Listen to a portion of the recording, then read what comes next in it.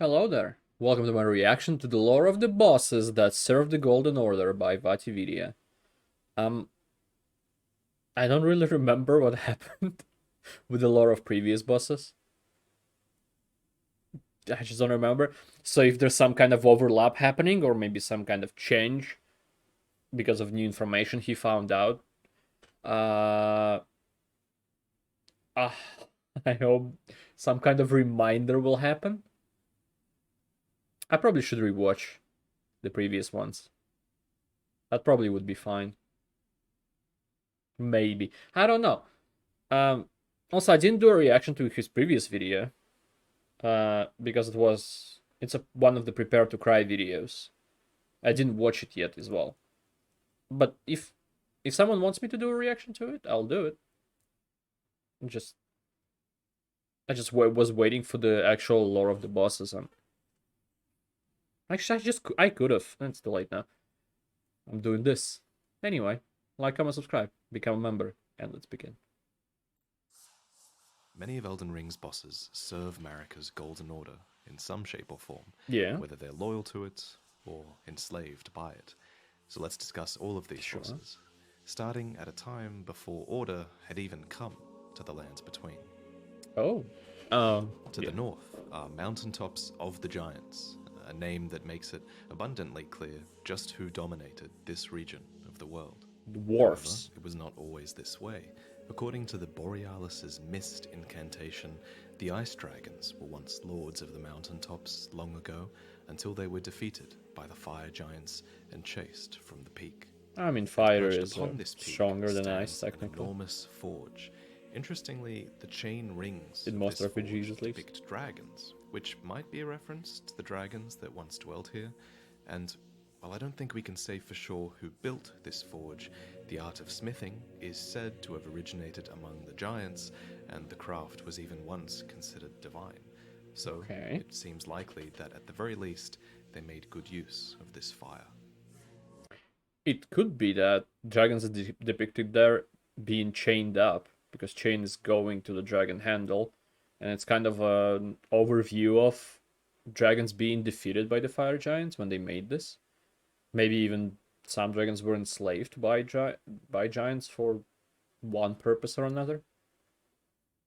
That's more of a speculation, but about them defeating it might be true. Or just some giants recognize the glory of dragons, like think they look cool, so they put it on some pottery. Sparks from this forge Big pottery fall down and fertilize the smoldering flowers that bloomed upon the mountaintops, and it seems like it was a pretty crucial part of life in this region. The most ancient giants here were called fire giants, and according to the Burn O' Flame incantation, they have long held a solitary curse to serve as keepers of the flame for eternity. Now, traditionally in From Software games, curses are the domain of the gods, and indeed, the fire giants are cited to have borrowed power from one such god, who is represented here by a single large red eye. This god is called the Omega Sharingan, Sharingan, and it's believed to be able to inhabit fire itself, as well as the bodies of the fire giants who worshipped it. The giants shared borders with the astrologers, who, according to their legendary Sword of Night and Flame, established themselves in the mountaintops and considered the fire giants their neighbors. The relationship here is implied to be friendly, even collaborative, maybe, as the sword does combine the power of both flame and the power of the primeval current that's glimpsed within the night sky. The sword would go on to become a treasure of the Carrion royal family, and the Carrions themselves are likely descendants of the astrologers. Generations later, these Carrion royals would call upon their old giant allies for aid, but we'll get to that in a moment. The fire giants also had another neighbor, with whom relations were not so there were still a lot of further giants down the alive. mountains, just past the Forbidden Lands, roamed the Knights of Zamor. According to their armor, these long-lived warriors, clad in biting, freezing winds, are said to have been the mortal enemies of the fire giants since time immemorial. According to their weaponry, these beings were devoted to winter itself and had weapons styled after icy winds and bodies that were cloaked in swirling ice storms. It makes good sense that such cold beings would be natural mortal enemies of the fire giants, and they commonly did challenge their larger rivals. But it seems like their true chance came when Queen Marika waged war against the fire giants, and the Knights of Zamor gladly joined her offensive. Now they die. They earned great renown amongst the Order of the Erd Tree, and many ancient heroes of Zamor became hailed as heroes, as the fire giants were largely wiped from the face of the earth after this war. They do seem like they're frozen. Up until now, I've resisted calling the giants evil, but the reality is that in pretty much every item description, their god is described as a fell god, and the giant's flame is a flame of ruin. And history is written by the winners, so because Marika won the war, it's possible that she's depicting them as evil, so it's not just a meaningless war, it's the war against the enemy. That's the easier way to put someone against someone else, by saying that they're evil, they're demonic. But not necessarily true. But we'll see. And to be fair, their god doesn't seem like a super nice guy. I mean, it only really opens its eye when the fire giant boss sacrifices a leg, which is pretty metal. But I'm sort of giving them the benefit of the doubt because I think it's pretty clear who's writing the history about this fell god here. The many mentions of this god as evil clearly come about because fire itself was just this extremely taboo topic during Marika's Age of the Erd Tree. And it's not just Giant's Flame items that mention this. Fire in general was prohibited to those who served the Erd Tree, which was a pretty smart defensive measure, especially considering that many rival outer gods also have a flame of their own. The Formless Mother has Blood Flame, the Three Fingers have Frenzied Flame, the outer god of death has Ghost Flame, but Giant's Flame in particular was capable of burning the Erd Tree, and that is a fact that clearly inspired the inevitable war with the giants. So the giants were the only one who can retaliate properly. Erd Tree, and they allegedly desolated nature, triggered avalanches, and whipped... Oh yeah, I forgot what I wanted to say, but now I remember. Is it really necessary for the face on the front of a giant to have a nose? Does it actually breathe? It's gonna create a vacuum around it if it does, with a nose like that. Up storms of flame with their roars. Clearly those who served the Erd Tree were afraid, and perhaps rightfully so. And so, led by Lord Godfrey, the forces of the Erd Tree went to war. The fire giants borrowed from the power of the fell god to fight against the Erd Tree, but were defeated nonetheless. It's a cool fucking shot. According to the Burn O' Flame incantation, this released the fire giants from their curse to serve as keepers of the flame, all except one, who the fell god still hides within. And upon realizing that the giant's flame would never die, Marika left this last giant alive, knowing it was bound to protect the flame for all eternity, and thus leaving it cursed to protect the flame from someone like us. In addition to the Knights of Zamor, many lesser giants were also roped into the war against the fire giants. These lesser giants are called trolls, and are confirmed to be a race that is descended from the giants. This relationship is clearer at the mountaintops, where the trolls here still cast Giant's Flame incantations. Troll hammers were even once used as ancient ceremonial smithing tools.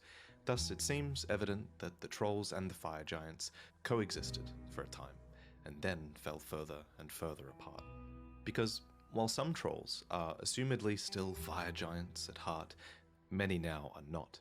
In fact, at the heart of most trolls is nothing. There's this suspicious hollow here, almost as if something has been ripped out of their torso.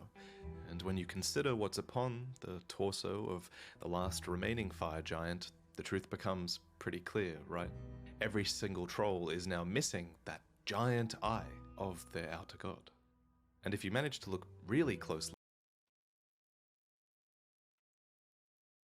I feel like the eye would be much higher. It's kind of where the nose starts, under the arms, maybe even like where the nostrils start.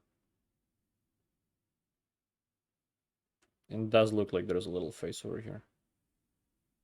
Probably just me. Here at a troll, we realize that there's in a its plate place here, I remember. is this strange stone tablet that is held in place by what look like roots. Maybe not video. As pointed out by Quelaag, these rooted tablets are very reminiscent of the rooted shackles that were created to bind the Omen twins, Mohg and Morgoth, which might suggest that the trolls are also being shackled or suppressed by Marika in some way. This is just speculation, of course, but Marika does have this suspicious set of stone tablets in her chambers, and I think it's a good theory. Oh, that's what that is. A sword gravestone in the mountaintops elaborates further on the trolls' role in the War of the Giants. Here, champions battled, and allegedly, the trolls betrayed. But what was the nature of this betrayal? Did these lesser giants resent their larger kin? Or did Marika force this betrayal in some way with the stone shackles? I think that's largely up to you guys. But whatever the case, nowadays the trolls are said to have lost their minds and are inseparable from the weight of their rusty swords, which have long since lost any trace of gold. Ancestors, but be alive, whether they carry coffins or mine down at the bedrock of the earth, their sad state brings to mind enslavement now, more than anything else. Yeah, they do look. Some trolls do seem to have a little bit more dignity, and these are the ones that fought against the Erd Tree later on.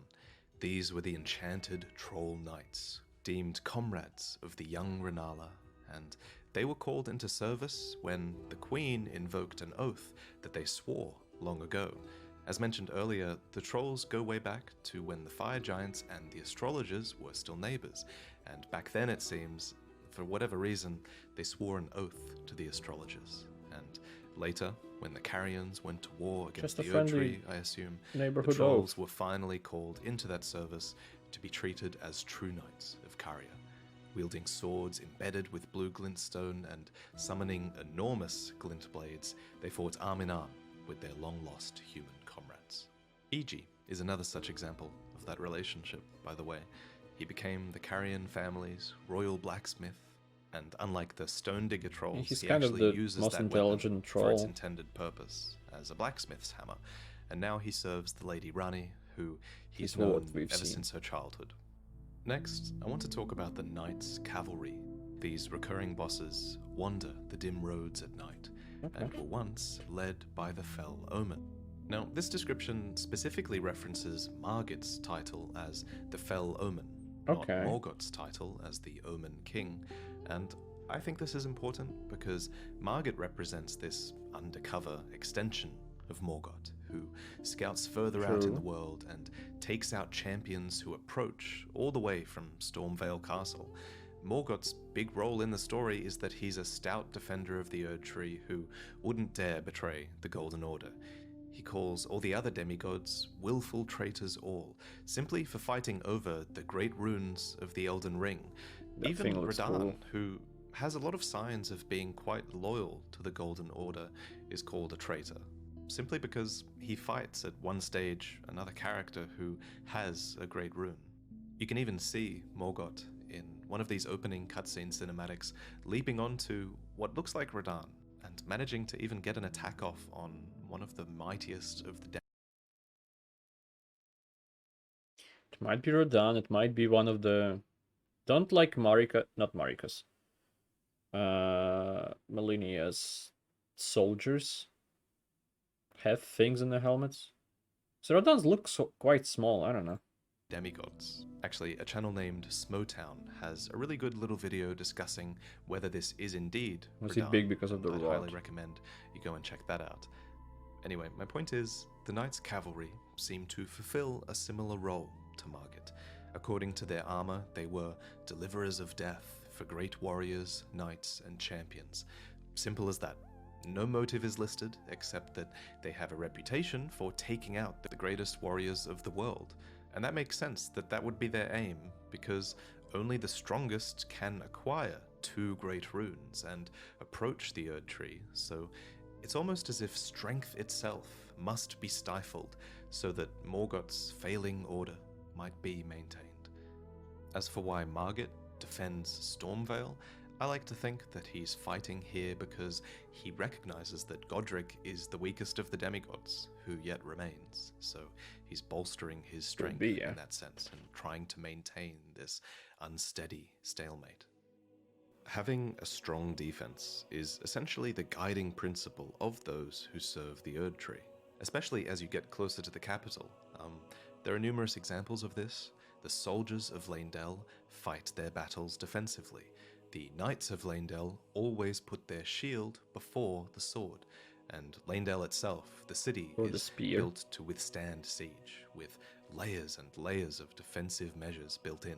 And the protective standard to which all defenders of the Erd Tree aspire is that of the Tree Sentinels, whose order became the living rampart of the Erd Tree, embellished with golden tree-crested armor and shields that can retaliate with bolts of light. They turn defense into offense, and that's the idea in Leyndell. Defense is the best offense, and the way this idea is presented is just such beautiful storytelling.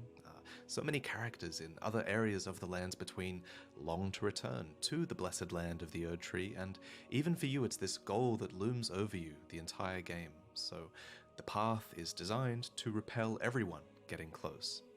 You know, the highway through Liurnia has fallen apart, so you need to take this secret, waterlogged route up through the mountain.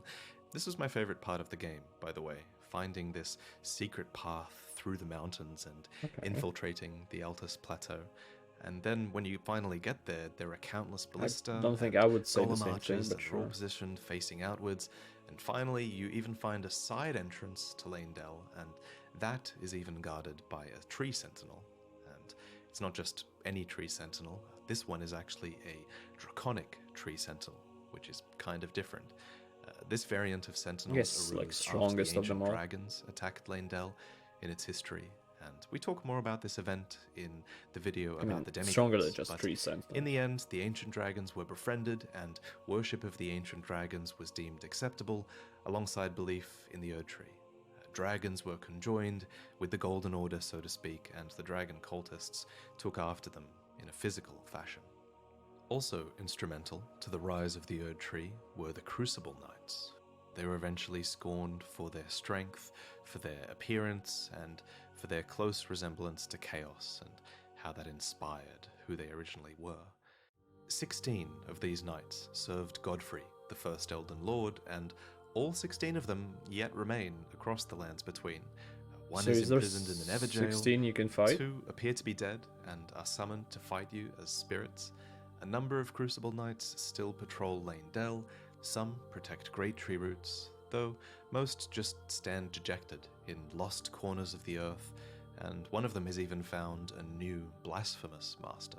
So, the next time you fight these, think carefully about where they are and who they're fighting with, because each knight is a distinct character, with purpose, or lack thereof, even though they were all once united by a common purpose and a single lord. Many of these knights fight with different aspects of the Crucible. Some fight with wings, some with horns, fire, and tail, but what they all have in common is their mastery of their Lord Godfrey's signature stomp attack, which breaks up the earth beneath their feet. This is such a cool homage to Godfrey. You know, knowing the lore is great. It definitely makes dying to it feel a little bit better, right? Anyway, I think it's important to remember that Godfrey and his Crucible Knights existed in an age before the Erd Trees, an age with the Great Tree in its primordial form, back when there was this red-tinted crucible of life, and these were warriors who drew power from its chaos. Eventually, however, they were brought on board with order, which is best exemplified by Godfrey being tamed by the Beast Regent upon his back. There are 2 types of ornamentation that the Crucible Knights can have. There's axe ornamentation, which is worn by Crucible Knight Ordovus and his men, and I think the axe is a bit of a homage to Godfrey again.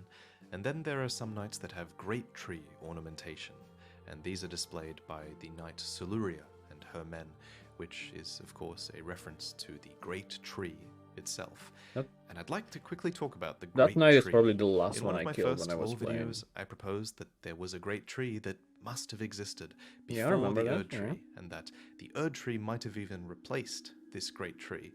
This was based on the English root resin item it was based, yeah. which has the word great tree capitalized and as one word, which certainly makes you think that it's a distinct tree, right? The line is, the roots of the great tree once linked to those of the Erd tree, which is a line that seems to clearly set up that these are two separate trees. Except the Japanese translation doesn't say that. The Japanese translation says, these roots are said to have once been connected to the golden tree. It does mention the great tree earlier, but it seems to just be referencing the Erd tree as that great tree, because it is a really big tree. Some people have taken this to mean that there was kind of small great tree before the Erd tree, and while that's certainly possible, maybe I average think it's still fair to argue that a great tree existed before the Erd tree. For one, many of the Crucible Knight items reference a primordial form of the Erd tree, and they have ornamentation and history that is based on this primordial holiness that is not the holiness of the primordial form of a great tree would be calling it a great tree might just be referencing that tree. And secondly, that's why it's like flying without roots, in the deep root depths. And this it's one that has this hollowed out entrance that is reminiscence of the entrance at was the Erd there tree before. As well. So maybe there's something here. I just floating there, isn't it? Unless I'm wrong. For now. But the reality is that we don't really know for sure, and hopefully DLC will shed a light on some of these past ages of the world, which seems to be a common trend with From Software DLC, and there just really are so many remnants. I'm gonna guess DLC is gonna come out a year after the game release. A little bit more about what their cultures really were like. It kind of makes you resent just how all-encompassing the Erd tree became. Oh, look at its spin. So many of these cultures have been lost, and I guess that's how a lot of characters in-game feel as well. They feel upset by that, and knowing this fact helps you understand why so many of these characters are okay with burning down the Erd tree. They're totally fine with that.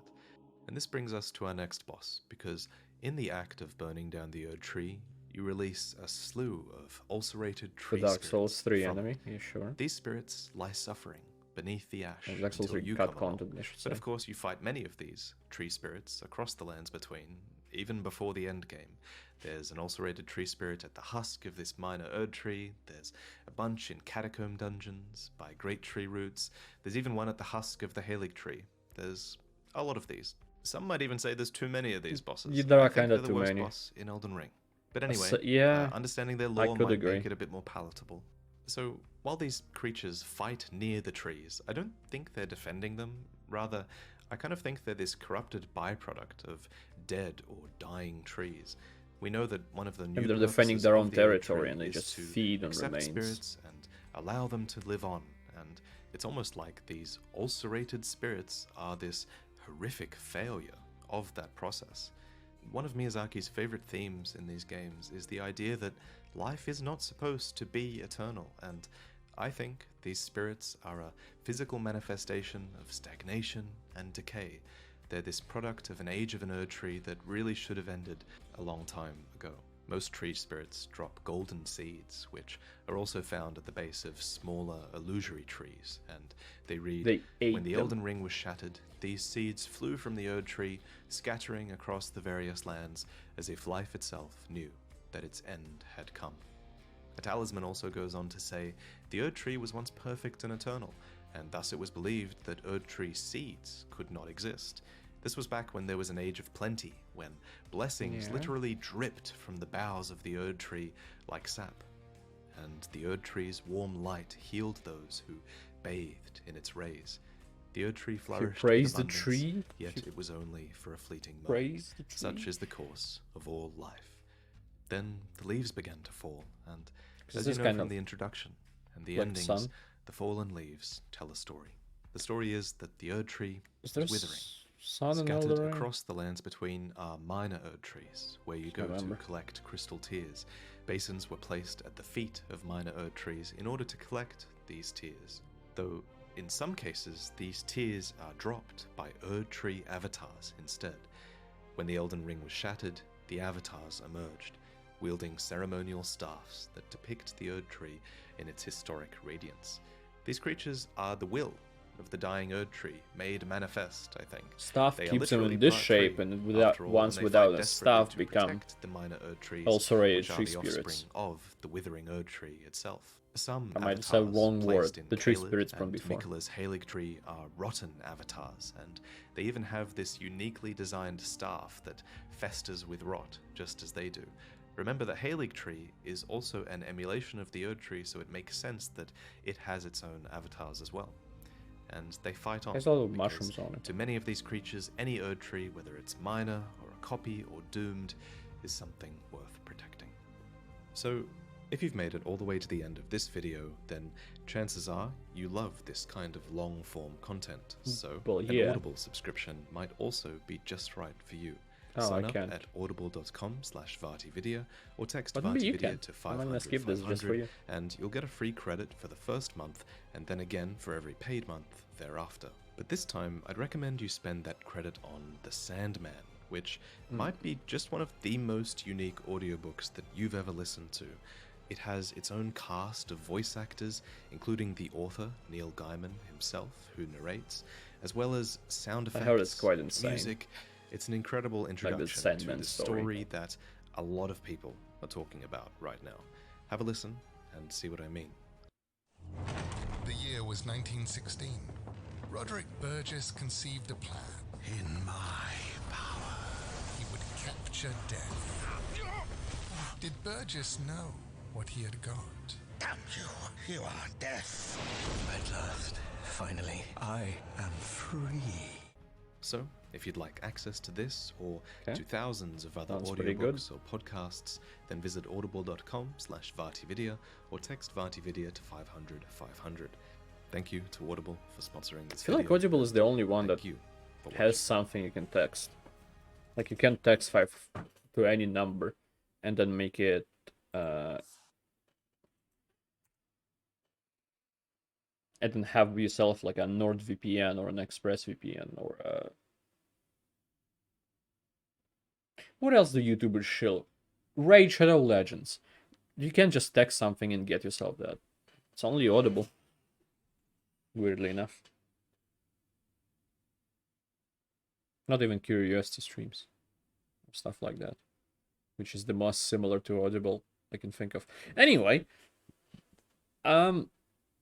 Fantastic video as always. It's incredibly... It's just incredible to see how much detail is put into everything in Elden Ring. And I would want to say no wonder it took this long to come out, but also I feel like it could have taken longer with this amount of detail, but I mean, there's probably overworked Japanese people.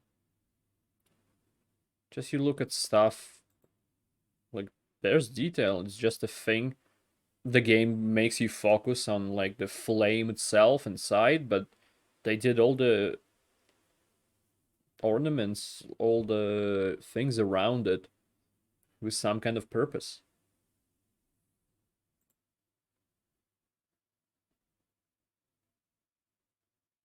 There's just a lot of stuff. I mean, all descriptions, but that's understandable. It was through every game. But like the design of things. And all stuff like that was already in previous games as well. But on the other hand, this game is so much bigger than anything they've ever came up with. Like, it's probably multiple times bigger than Dark Souls 3 with all the DLCs, or maybe even all the Dark Souls combined. Maybe that's too much to say. I don't know. I wonder if there's a comparison like that for the size of the game. Not just the mob size, but like the bosses amounts, amounts of weapons and magics and all that stuff. Maybe I should make it. I will never be able to. Judging by the comment I'm making now, I'm worthless. Either way, it's an incredible video. I love watching video as always.